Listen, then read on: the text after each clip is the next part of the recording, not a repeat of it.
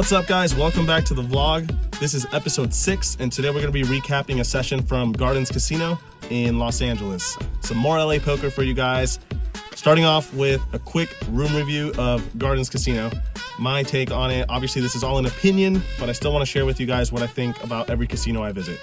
Starting with the pros at the Gardens. Number one pro at the Gardens has to be the action. It's insane how much money people are putting into these pots with shitty hands and just not profitable spots. If you're into super high variance and a lot of action, the Gardens is definitely a place you want to check out.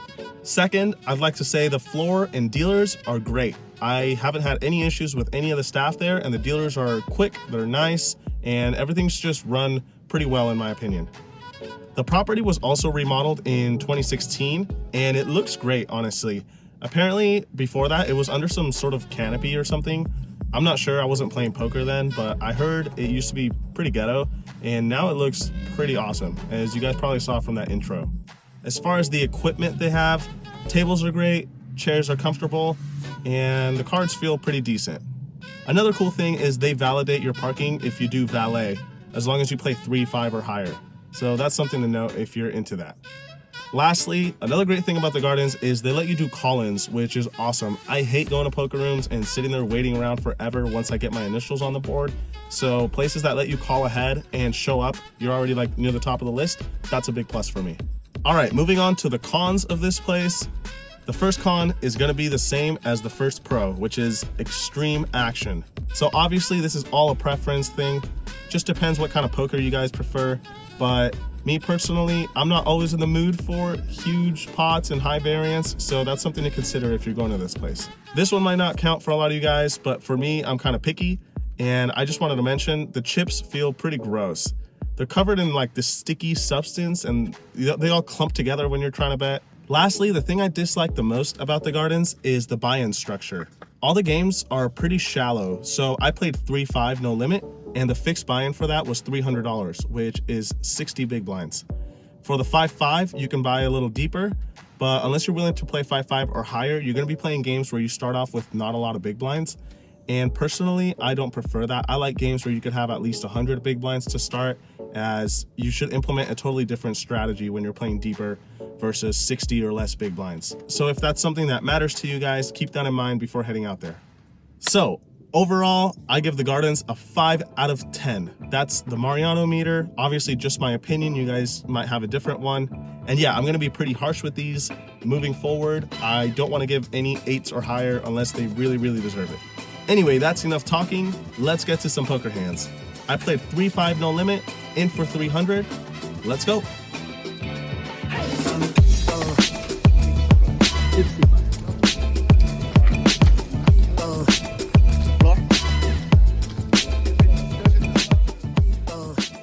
In the first hand, we look down at pocket 7s from the small blind. There's a middle position open of $15. I make the call, and the big blind makes the call. So we're 3 ways to a flop, which was 9-9 deuce.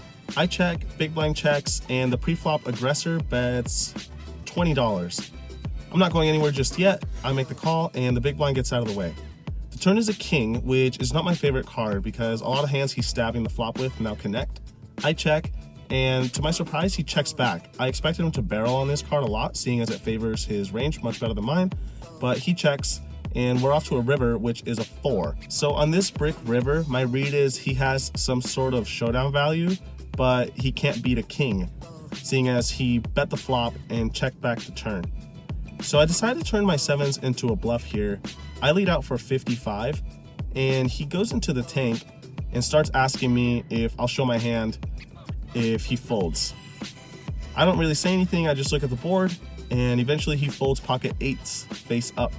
So I show him my hand, seeing as this guy was being really friendly with the rest of the table, and I don't want to create too serious of an atmosphere, and he laughs it off. So we're good to go for the next hand.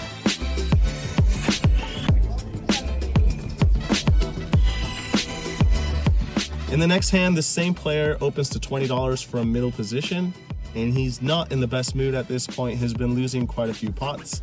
The guy on my right in the hijack is also on tilt. He makes the call, and I look down at 7-6 of spades from the cutoff. I don't mind squeezing with this hand, but seeing as my two opponents are not in a folding mood, I think a flat call is just fine, so that's what I decide to do. The button makes the call on my left, and the big blind also makes the call. So we're 5 ways to this flop with $100 in the middle, and it comes pretty decent. It's king deuce 6 with 2 spades. It checks all the way to me, and I think I need to put in a bet here, so I make it $55. The original raiser makes the call, and everyone else folds. So we're heads up to a turn, which is a pretty decent turn. It's an offsuit 6. So now we have a flush draw and trips. Even better news is that he decides to go all in on this card for, I think it was 200 or 220, around there. I obviously make the quick call. He shows ace jack of spades. Not the best hand I wanted to see, but we're a huge favorite to win. I show my hand, and the river is the 8 of hearts. So we hold and we scoop a really good pot to start the session.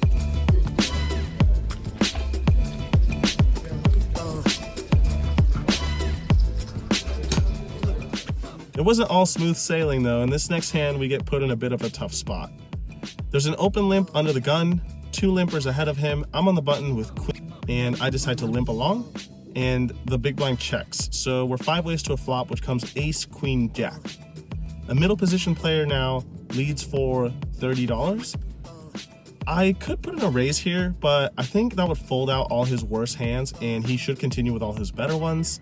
Maybe with the players behind me, I should be putting in a raise anyway. However, I wanted to keep the better's range as wide as possible and not kill the hand right here on the flop. He shouldn't have us beat that often, seeing as he limped pre-flop. And unless he's got specifically king 10, we should be in pretty good shape. So I decided to just call. Not sure if that's the best play, but everyone else folds and we go heads up to a turn, which is a pretty shitty card. It's an offsuit 10.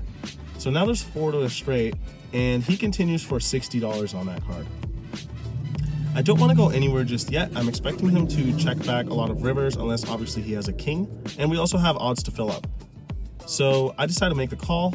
The river's a brick, and he goes all in for, I think it was right around $200, and there's just no way we can call here. He should be going into check call mode with all his 2 pairs, which we might not even be ahead of. And obviously all his straights should be betting because it's pretty obvious we're most likely checking back. So with that awful turn card, I think it makes it easier for us to get away, and that's what we do. We make the lay down, move on to the next hand.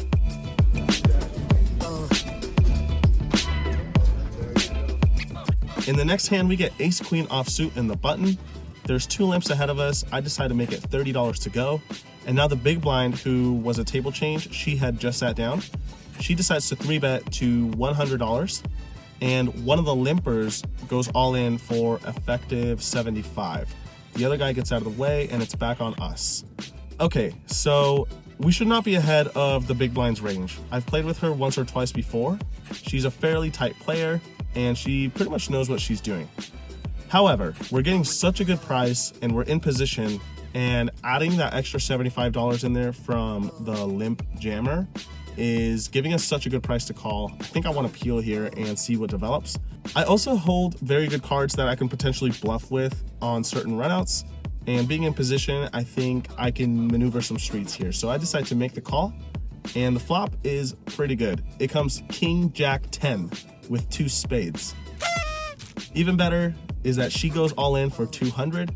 We make the easy call, obviously. She shows pocket queens, which I thought was a bit surprising, but we're happy to take it.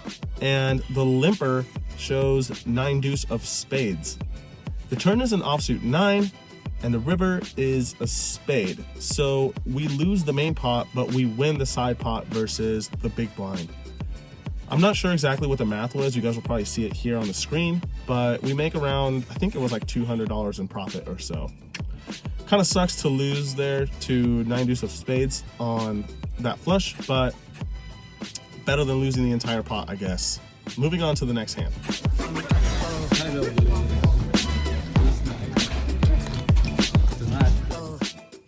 In the next hand, we're in the big blind with pocket 3s.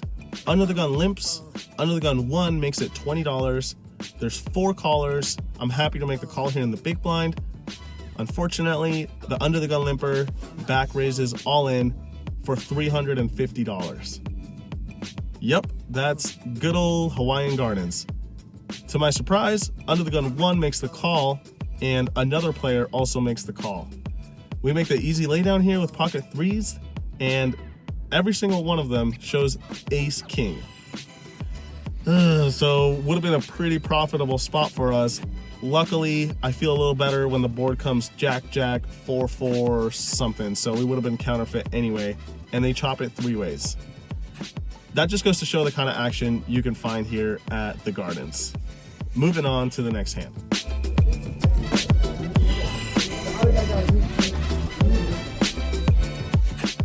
In the next hand, we have ace king of clubs in late position. There's 2 limps ahead of us. I make it $40 to go, definitely sizing up here on this action heavy table. And sure enough, one of the limpers makes the call. So we're going heads up to a flop, which comes ace 6-3 rainbow. Obviously a great flop. He checks to me.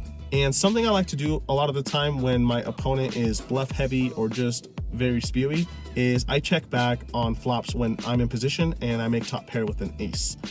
It's a great play, I think, because a lot of times it forces them to spaz out and turn their hand into a bluff on the turn.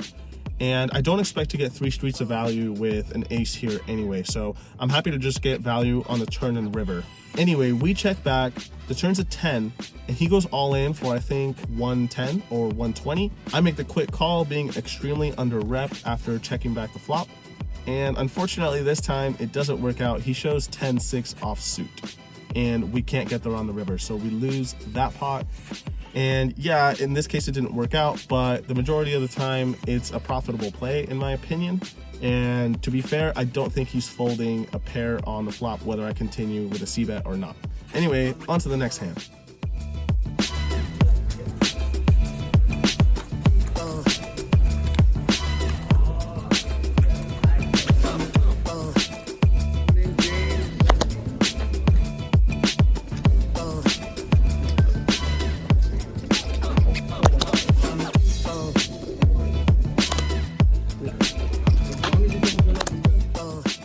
This last hand is probably my favorite from the session. There's 3 limpers. I limp in middle position with 8-6 of diamonds, and the button, who is the same player from the pocket queens hand, she squeezes to $40, and every single limper makes the call. So getting such a good price here, I make the call. The flop comes ace 8 deuce with 1 diamond. Not the best flop we were looking for. We all check to the button, and she continues for $60. Everyone folds, and it's back on me. So the action's on us, and although I don't expect middle pair to be good, I also expected her to bet much bigger if she had an ace against 4 opponents. So I decide to peel here and potentially turn my hand into a bluff later on. So we make the call for 60, and we go heads up to a turn, which is a 7 of clubs. I check, and this time she checks it back. So I'm fairly certain she's probably got a pocket pair between 10s and kings in this spot and hates an ace high board. So when the river comes a brick, I decide to turn my 8-6 of diamonds into a bluff here. I lead out for 140. She has about 300 behind, and she goes in the tank here. I just stare at the board, and eventually she lets it go. So we get that one through.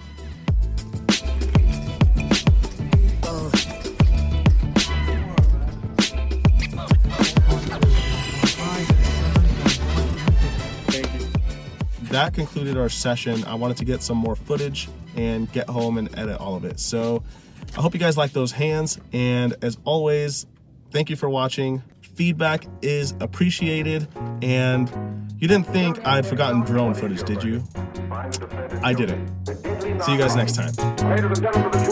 You've got to get a hold of yourself.